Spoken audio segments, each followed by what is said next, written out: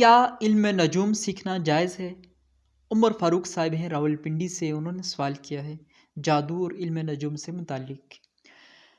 عمر فاروق صاحب، علم نجوم یا ستارہ شناسی کوئی باقاعدہ علم نہیں ہے، یہ محض اندازہ اور خیال آرائی ہے۔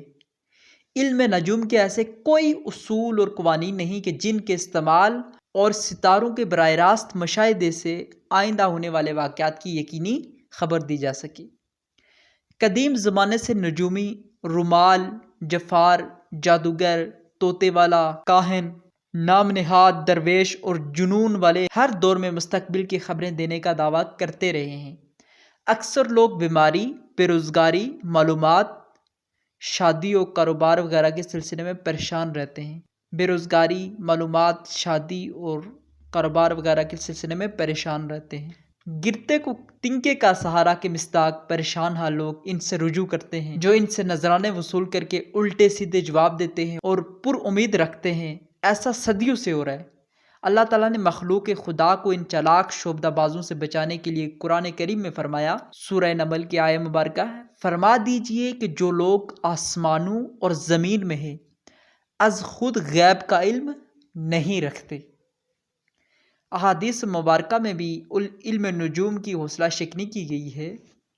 حضرت یحییٰ بن عروہ رضی اللہ عنہ کہتے ہیں کہ حضرت عائشہ صدیقہ رضی اللہ عنہ نے فرمایا، بعض لوگوں نے رسول اللہ صلی اللہ علیہ وسلم سے کاہنوں کے متعلق پوچھا تو رسول اللہ صلی اللہ علیہ وسلم نے ان سے فرمایا، وہ کوئی چیز نہیں ہے۔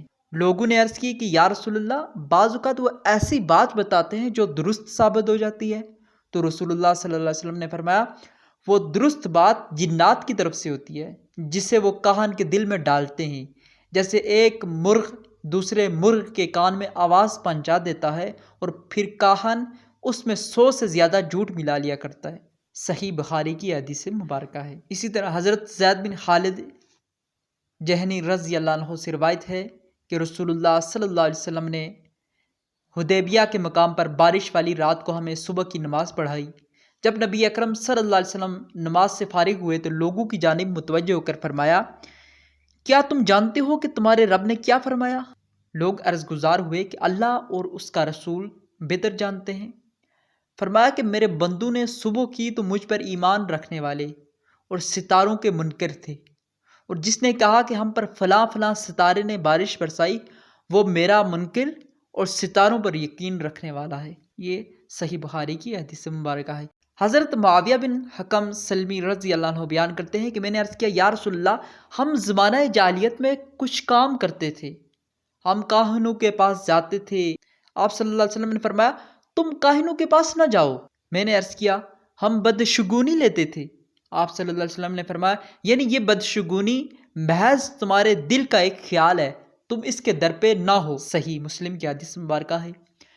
پھر ایک اور حدیث مبارکہ میں حضور نبی اکرم صلی اللہ علیہ وسلم کی بعض ازواج مطہرات بیان کرتی ہیں کہ نبی اکرم صلی اللہ علیہ وسلم نے فرمایا، جس شخص نے کاہن کے پاس جا کر کوئی بات پوچھی، اس کی 40 دن کی نمازیں قبول نہیں ہوں گی۔